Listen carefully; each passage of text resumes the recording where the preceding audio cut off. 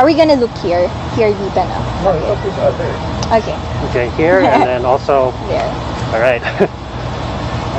Hello, Rabiya. Hi, Michael. Thank you so much that we have the opportunity to have this chat with each other. Well, thank you for having me on your show. Well, I hope that so far you've been settled in here in Florida. Yes, I actually arrived here around April 9, and it's been a while. But, you know, it's so sad that there's still a pandemic out there. That's why me and my team decided to still, you know, to isolate ourselves as much as possible. But good thing, I met some Filipinos living in California, and thank you so much to you and to your mom for helping us here settle in Florida. Thank you so much. Of course. So we're here at last, about a month away from the competition. Yeah. Yes. So right now you're in quarantine for 14 days because Miss Universe takes things very seriously. Yes. Yeah. Yes. So can you tell us a bit about how you travel in this pandemic? Now every movement is restricted, I must say, and it's understandable. It's 2021 is different from the past few years. That's why I really need to be extra careful, I must say. And at the same time, the good thing is at least we can use technology into our advantage. That's right. I've been training for most of some aspects in the competition, like Q&A, what else? Makeup, hair tutorial. I'm doing it online, which is still helpful. I mean, it's different, but you really need to be motivated. You really need to want the crown for you to have that thirst, that hunger. That's right. So can you tell us a bit about your preparation for the crown? So now I have a busy schedule, I must say. When I wake up in the morning, I would do my hair and makeup. I would do some shoots in relation to Miss Universe requirements. Or we're also actually filming Following Rabiya, which is about to be in public. Just wait for the announcement. And I'm very much excited because this is just once in a lifetime opportunity. This is gonna be the time of my life. Oh, is that gonna be after or before the competition? Actually, it's the preparation. You know, the competition, the pageant is gonna be in one day, but the preparation, it takes months and months of training, not just physically but also mentally. I actually have my own life coach. Oh. Just to settle everything in its proper place, and I appreciate the organization for helping me, because you know what, Michael, this Miss Universe Philippines was my first national pageant ever, so everything is new to me. I'm so naive in this world, in this industry. Yeah. But every day I grow, every day I improve, and it's a wonderful experience that I can share to my future children. That's amazing. Yeah, so like you said, this was your first pageant, and it's amazing how far you've come.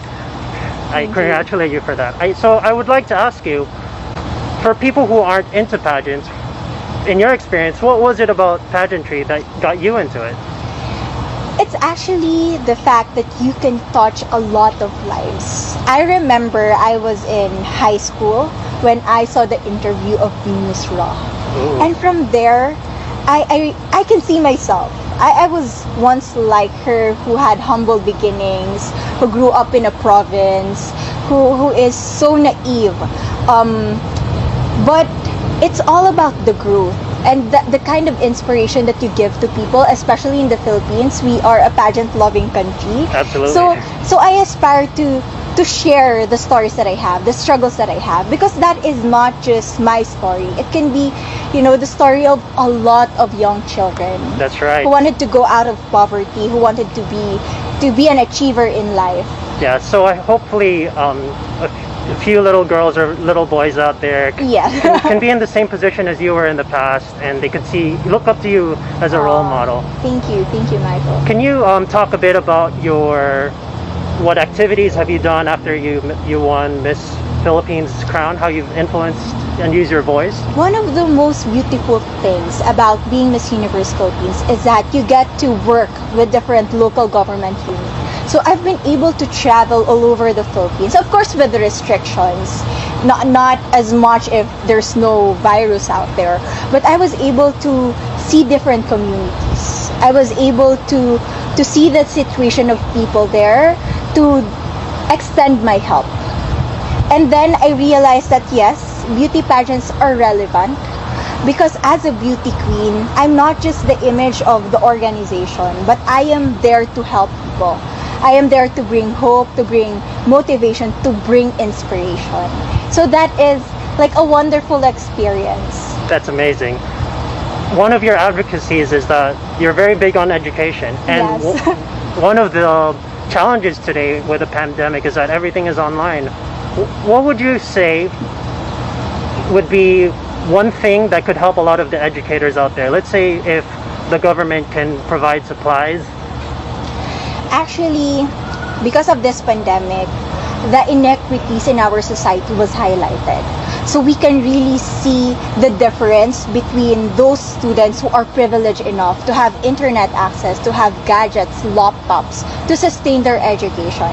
And thinking if it happened to me when I was still studying with the situation of my life, I wouldn't be able to push myself, to finish what I have.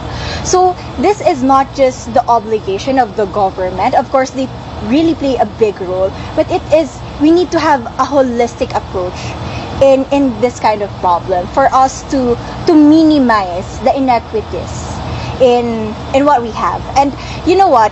I also appreciate some local government units in my country where they really provide laptops to those individuals who come from poor families. And I hope that would transpire from one place to another.